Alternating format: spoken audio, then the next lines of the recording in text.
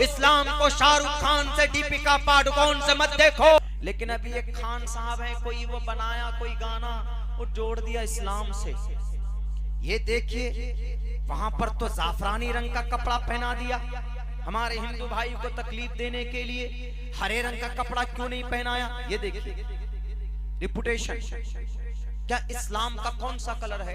हरा रंग इस्लाम का परमानेंटली?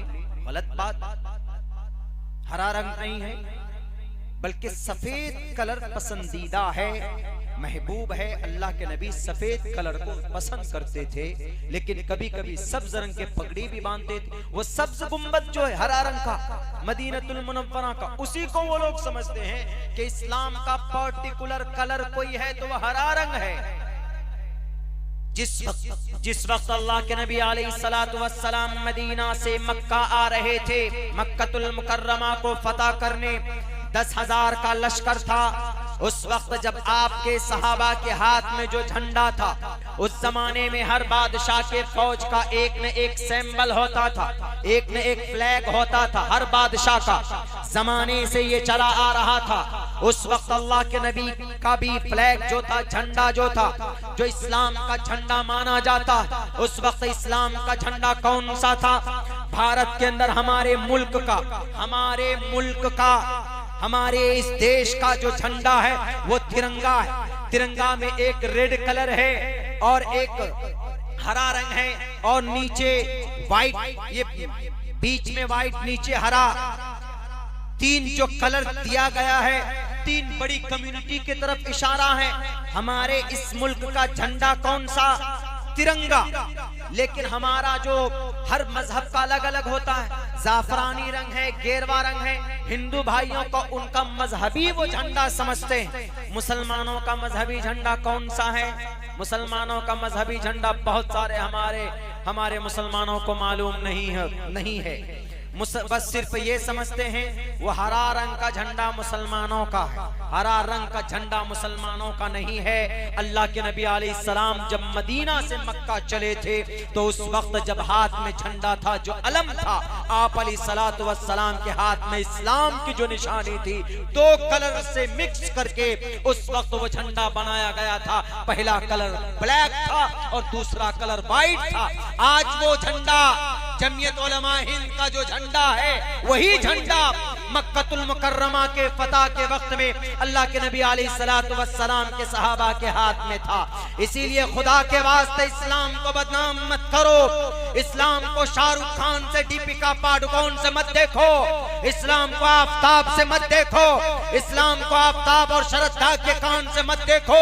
इस्लाम को देखना है तो मोहम्मद रसूलुल्लाह की जिंदगी उठाकर देखो, इस्लाम को देखना है तो कुरान को देखो, इस्लाम को देखना है तो हजरत अबू बकर सिद्दीक की जिंदगी को देखो, इस्लाम को जज करना है उमर फारूक को देखो, इस्लाम को पहचानना है हजरत उस्मान को देखो, हजरत अली को देखो, अशरे मुबशरा को देखो, सहाबाए किराम को देखो। आपको कहीं पर भी ये नजर नहीं आएगा कि ये उन्होंने किसी को तकलीफ पहुंचाई होगा इनका कोई मकसद होगा। क्या वो फिल्म बनाने वाला कोई दाढ़ी और टोपी वाला मुसलमान है कि नहीं? जनाब, उन्होंने जाफरानी रंग का कपड़ा पहना दिया, हरा रंग का क्यों नहीं पहनाया? तो डायरेक्टर से पूछो, प्रोड्यूसर से पूछो जाकर। हमारा रोल मॉडल शाहरुख जी नहीं है, हमारा रोल मॉडल कोई है तो मोहम्मद रसूलुल्लाह सल्लल्लाहु अलैहि वसल्लम की जात अक़दस है। हम तो मना करते हैं। आए ना लाइन पे अब लोग क्या बोल रहे हैं? बाइकॉट गाने का वो पता नहीं नाम क्या है उस गाने का, अल्लाह आलम, अल्लाह बचाए। खैर, कोई शर्म रंग ऐसे कुछ गाना है। अब क्या चल रहा है ट्विटर पे, फेसबुक पे? बाइकॉट यानी मना, गाना नहीं सुनना।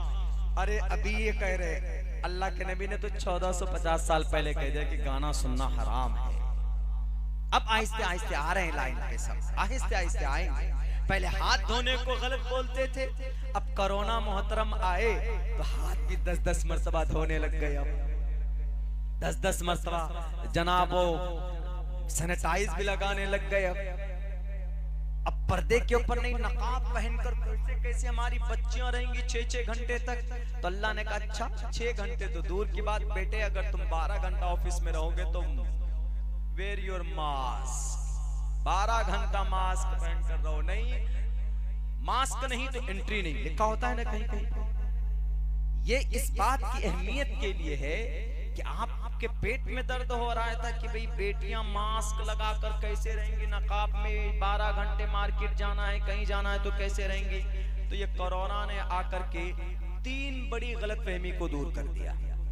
ये कोरोना समझिए कि उस जमाने का जिन्नात है, अल्लाह के नबी के जमाने का। वो समझाया कि अच्छा, भेदभाव संविधान के खिलाफ कानून बनाया जाता है कभी कभी।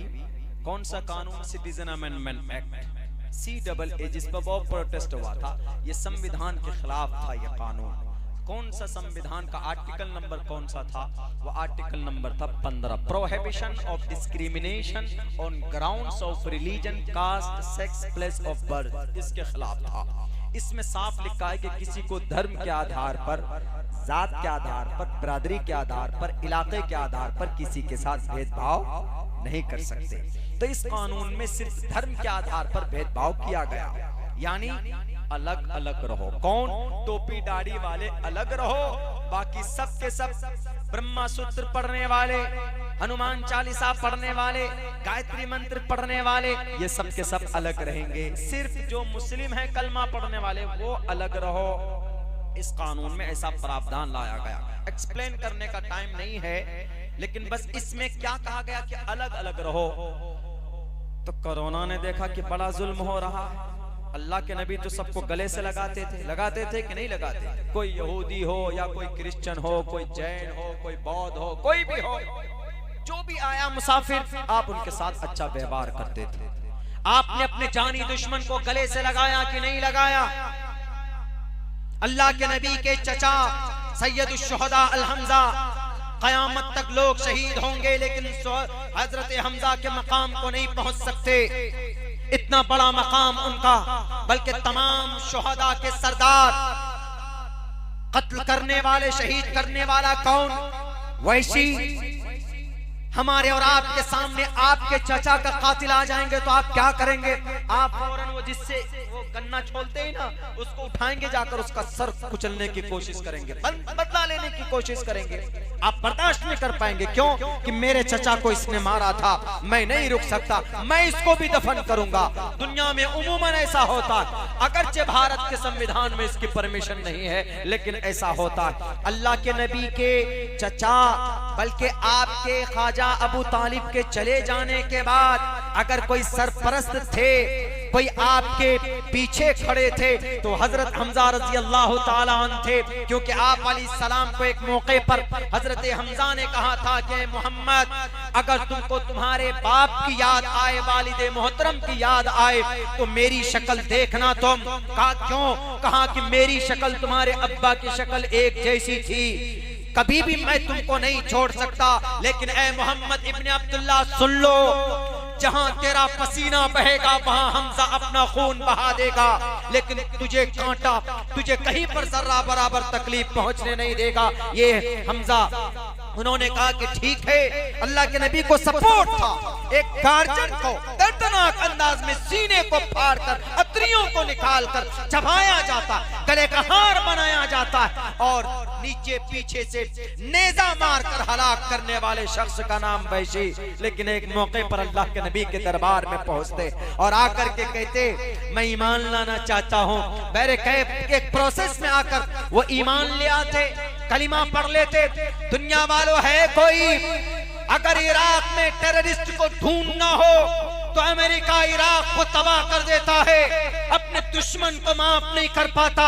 मासूम इंसान अफगानिस्तान में ईंट से ईंट बजा दी जाती है, बोस्निया में खून की होलियां खेली जाती है, चेचेनिया में मासूम इंसानों के घर तोड़े जाते हैं। दुश्मन जो कभी कुछ तकलीफ नहीं पहुंचाता, सिर्फ इस बात का कि तू मेरा दुश्मन है, तुम्हारे पास फला एटम बम है, मैं तुम्हें तबाह कर दूंगा। कोई नहीं किसी दुश्मन को माफ करता। दुश्मन ही होती भी नहीं, लेकिन आओ नबी के दरबार में देखो, मोहम्मद रसूलुल्लाह ने तो अपने जानी दुश्मन को, अपने चचा के कातिल को सीने से लगाकर माफ किया और कहा कि जाओ, सिर्फ इतना करना कि तुम मेरे सामने से कभी मत आना, मेरे पीछे से आना।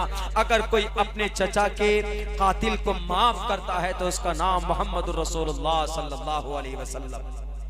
कितनी तकलीफ दी गई थी मोहम्मद रसूलुल्लाह को, लेकिन सबको आपने माफ किया। जाओ इज़हबू व अंतुम मुतलका, जाओ सबके सब माफ। यूं ही नहीं कहा जगतपति असिनाश दूदमन मठेश्वर्य गुणन बितहा, यूं ही नहीं कहा दुनिया का मुहाफिज, दुनिया का मुहाफिज, अपने स्वार्थ के लिए नहीं, दुनिया के लोगों को बचाने के लिए।